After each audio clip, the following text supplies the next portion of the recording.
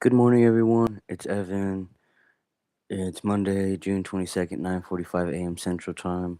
Hopefully, because yesterday my laptop glitched out on the date, it told me it was December. So I'm like, welcome to my life. In a technological sense, I can relate, I guess, because mentally it's been a lot of work to stay on top of my days. And so today's Monday. What was on my mind was overnight was to make sure I wake up and I'm over like the excuses. I would wake up every day and be like, okay, well, let me give the VA staff time to get situated at work. And now I just don't care. Now I'm like, it's 9 o'clock. If I call, you better answer. And if you don't answer, I'm going to call somebody to tell them that you're not answering the lines at 9 o'clock in the morning. But then, so I need to call wheelchair transportation and make sure that my VA appointments are scheduled. And I've been doing much better. I like my skin is much better. I've only used a couple of these, and my pain is much better.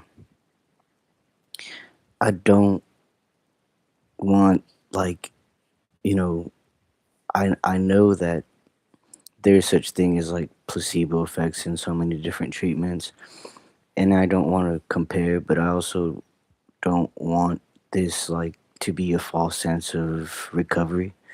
Like I don't want these injections to be like, I mean, granted, with any medication, I hate to refer that you say that they're just crutches or aids, but really, that's what they are to me. Like I feel like with any form of medication or therapy, it's there to support you, but I have to really and strive to achieve like that true healthy recovery all over for my body, and focusing on building my strength has been difficult as far as getting through my pain.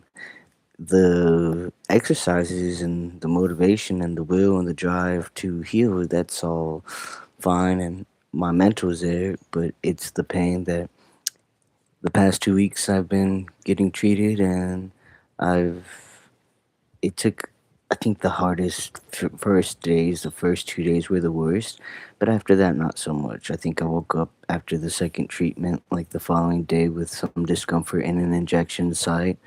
But other than that, I have been great. Like I have steadily been able to stand and maybe not get my balance so much, but stand and move more than I usually do. So that's a good thing. And this morning, my ex, she liked a photo album, which was strange, from Niagara Falls this morning. And I had to reset my phone because I don't know, this is just like a super old phone. So I had to reset it because I'm just trying to like purge everything online and get rid of everything.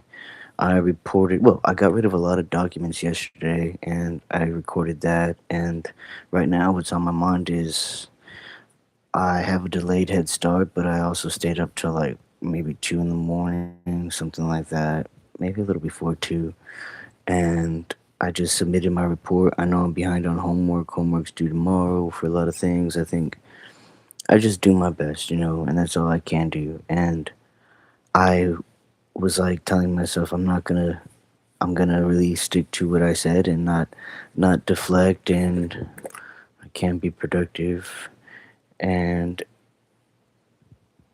the exfoliating part actually is not my favorite part. The soft part is, but I mean, I know it's part of the process. Like I have to exfoliate, and I like to just like go like this. It feels good. Well, I have to move this out the way. So, anyways, I need to eat breakfast, and I have a delayed head start, and I'm not gonna be hard on myself. It's not anybody's fault. It's not my fault. It's no one's fault. I'm alive. I'm grateful, thankful for that enough that just that I'm alive, and I can't control what other people do. Like I don't know why my ex, after leaving me when I needed her the most, when I was injured in the workplace, led to my homelessness. Granted, she didn't see all that, everything that I suffered after she left, and everything that I fought for. I don't have any resentment. I don't have any hard feelings towards her. Wish her the best. It's hard for me in so many ways because I feel like you know I think especially when it comes to how do you say it? Because I haven't even had this in so long. I guess yes, like my identity in a more intimate way. Like this is somebody that I grew up with. I was young and they knew parts of me, and like these were parts of myself that I never shared with anybody else.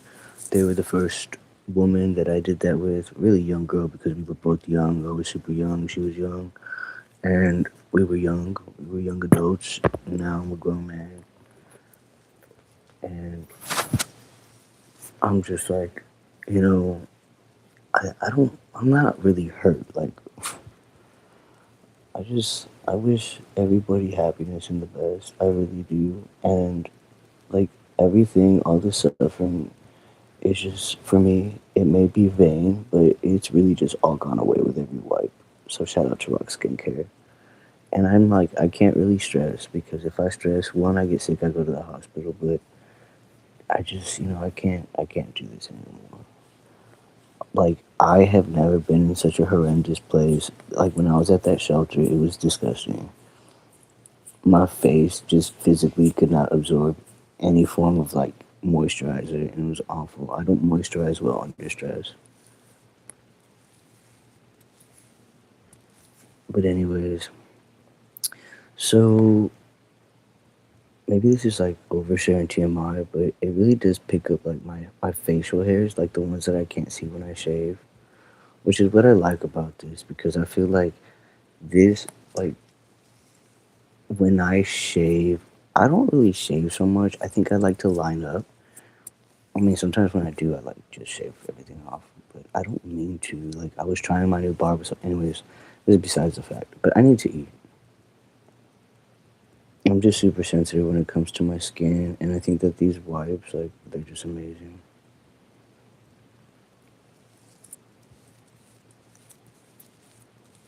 Because it's like even when you shave, like what's visible to my eye, like I think that I get irritated very easily. But like if I wipe and this wipe is just taking off like kind of like those stubborn hairs that are just like scragglers or stragglers, and it just has been helping my skin so much because even if I don't shave, like those hairs that are like out of place, they irritate. Like I think I have like some irritation here, and that's because I get some hairs that just like flare up this way, and that's just how they grow. And but like I don't know. Anyways, what was I saying? I need to eat something. I feel better. I told myself I'm not gonna deflect by going outside and just I walked outside today briefly with my cane, and I was like, wow, like I did what I had to do last night, and I'm doing what I have to do, like starting to do what I have to do. Not that I don't care about people, obviously I care too much. And I think that it's just like I'm finally doing what I have to do to get my life organized, and doing what I have to do to get my care organized and my life organized is one, not do other people's job for them. Two, obviously I've always been very good at not allowing people to tell me how to do my job. But it's like I can't this is I can't sit here and have any form of expectation of anybody, sadly. Like there are people in place, especially with the VA structure and like the medical structure and the medical organization, and even in a corporate organization, which is way past me. Like that's in my past, really way past my rear view. But what I'm getting at is like these people are in place that it's their job to push things forward, whether it's push pen to paper, push click keyboards and push and send emails. It's their job. Like it's my job to communicate, hey, you're the point of contact to get this done, and I need to get this done, and these people aren't doing it. So what do I do? I have like I think that so many times you feel or you're taught like, don't jump the chain of command. But at this point, I'm like I have no choice. Like I think when it's life or death for me, and my heart rate is over 150, and I go to the ER every time. Like at this point, I'm reaching out to the highest of the highest person that I can reach out to. One God, yes, but I mean, in a worldly way, I'm just going all the way to the top. Like, what's the issue? First of all, it should be very easy to talk to you. And that's what, like, I really just can't understand. Like, I think maybe because of, like, my particular situation, like, I just have no tolerance. Like, I've been traumatized and hurt so many different ways that I'm just like, okay, like you can make me out. It's like Eminem says it best. I am whatever you say I am. But at the end of the day, if I'm a nuisance and I'm a bother, and for whatever reason I irritate you in your life, then what are you gaining from this? Because like I said yesterday in one of my videos, like I've spent almost since 2022 till now. So like I've spent however many years, nearly a decade, investing my mind power, my mental power, everything about my life, achieving justice for myself, and I've gotten further than anybody's ever gotten, ever, with multiple corporations that are under an umbrella of like the largest level degree of corruption in the world.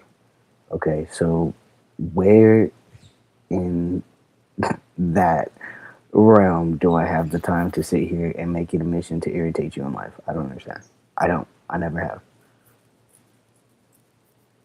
And I mean, sadly, that has been the case with two people.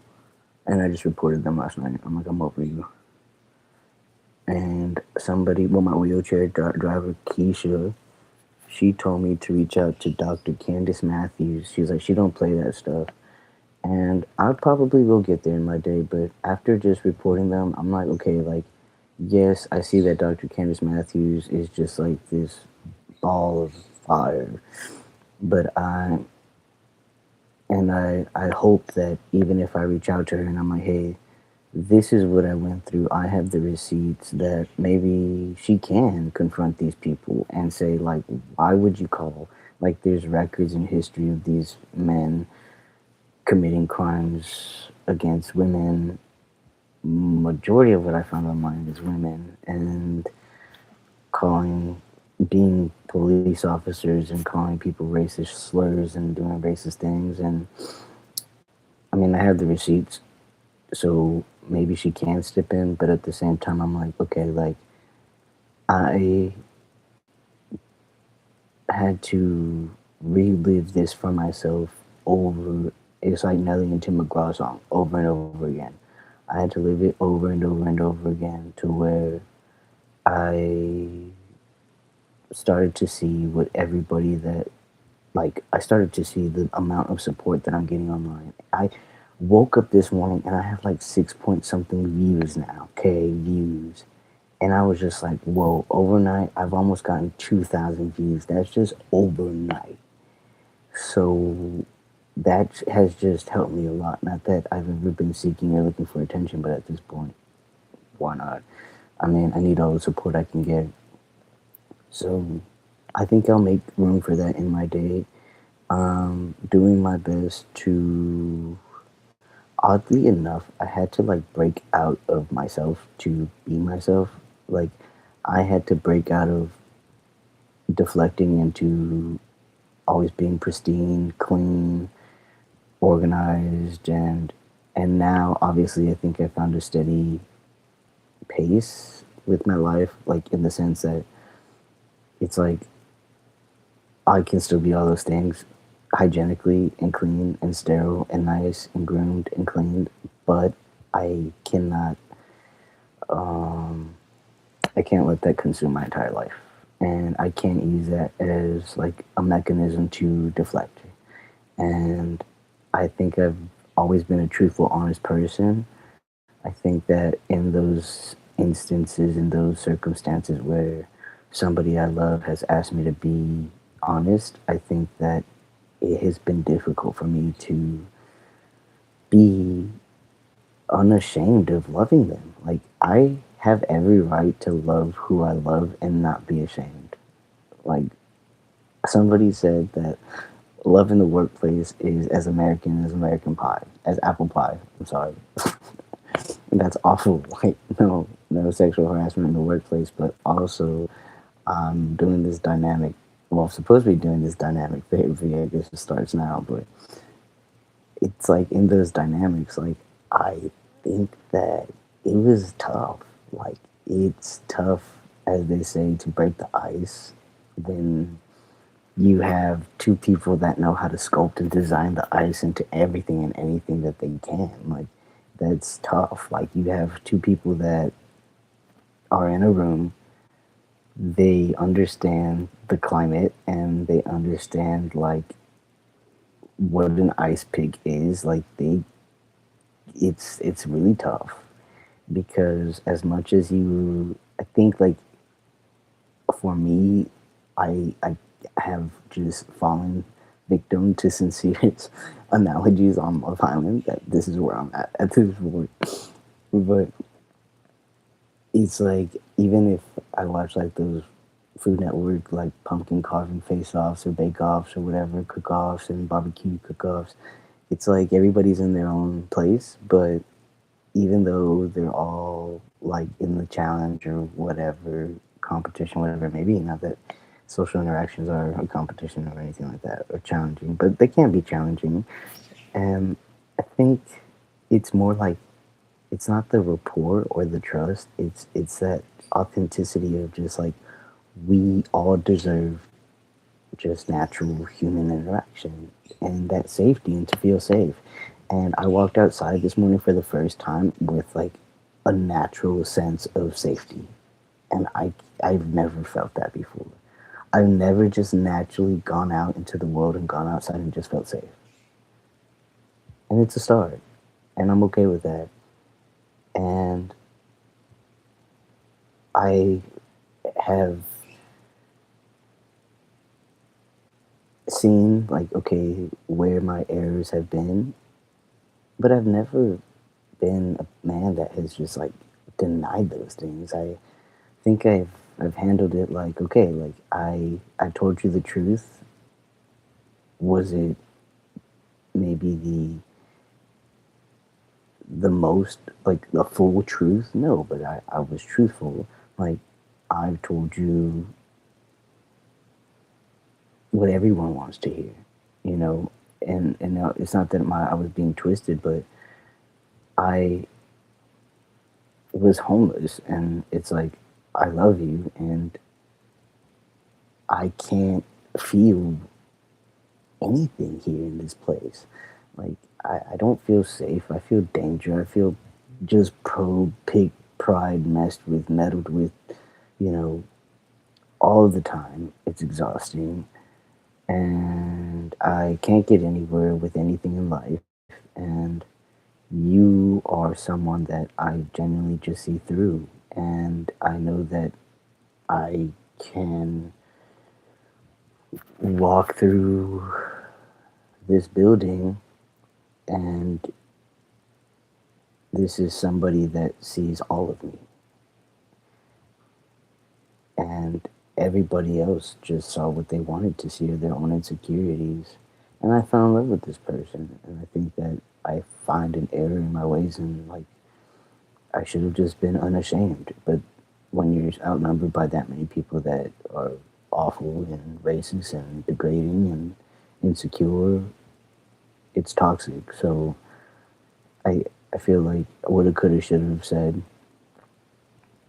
I love you and fuck what these guys think, like, or what anybody thinks. Like, you know, I love you and I'm gonna show it here in this place and wherever, but I think that it was easier for me just to leave the shelter and be at a park and just lay down and or be at a bench or be on a swing and just think like, God, I'm just so in love with this woman. Like, and I would just like lay down on the ground in the cold and just look at the stars outside of the shelter and let me feel. Like I just wanted to feel, and that's what I felt. Like I just felt this huge love for her, and I just had that all alone by myself, and maybe I kept that to myself too long, and maybe I'm still keeping that to myself for too long. I don't know. But I know that it's gotten me through the most unimaginable traumatic events in my life.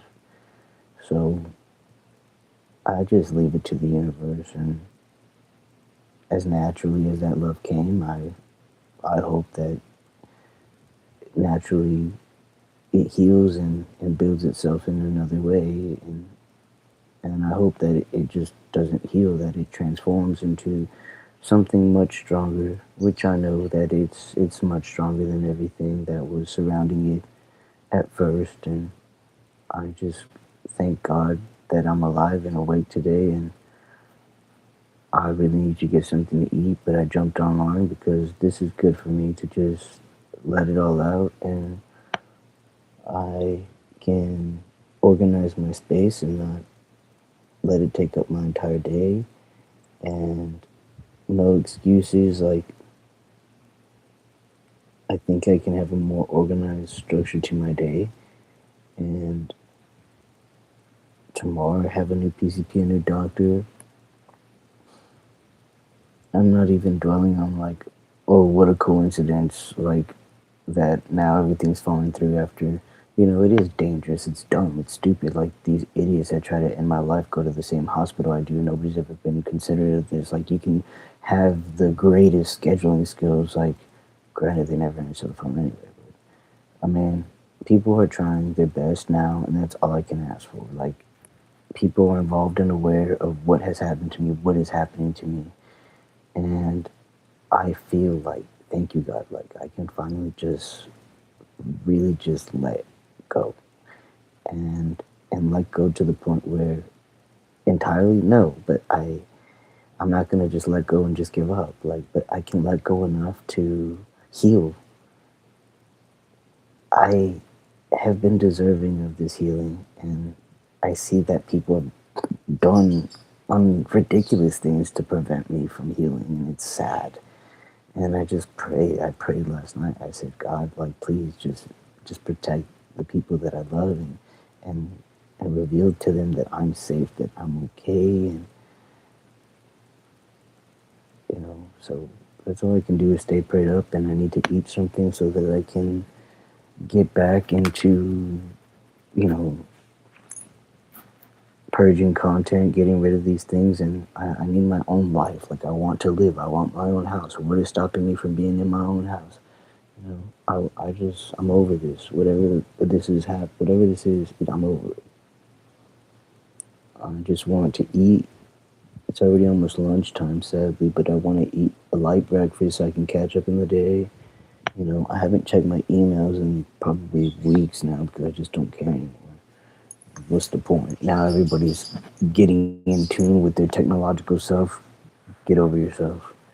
And I pray for everybody that's driving these Teslas. I pray for everybody that works there. I mean, I pray for the man that owns the company. If he only knew how much I prayed for him, and sadly, what I'm going through, no one should have to go through. I'm like, okay, like if you really truly mean peace, kumbaya, then what's all this about? I am nobody. God didn't put me on this earth to teach anyone a lesson. If life doesn't show you a lesson, then that's weird. Like, I don't know. Life enough is something that, they say it's lived, not learned. So, and living in this natural world, whether you are such a scientific being, then you really comprehend Darwinism, and Darwin says survival of the fittest. So the justice system is not very considerate of Darwinism. So I think that I'm not ashamed of owning my faith and where my faith and science and beliefs are. And I think that survival of the fittest has already been proven. Like, I'm here and I'm the fittest. So pay up so that I can get my house and be okay for the rest of my life, and my family can, and my support system can pay for the security that they now need, the financial security that they now need, the housing security that they now need, and it's just way overdue. This has been way too long. Since November 2022, and now it's June 22 of 2026. Like, at what point? You know, it's unreal that all of this money is involved, all of these government contracts are involved, and nobody questions this man. Nobody questions, like, anything. It's just weird, and it's not right. And I can't change the whole world, but I can start with myself. So I'm hungry. Peace out, bud.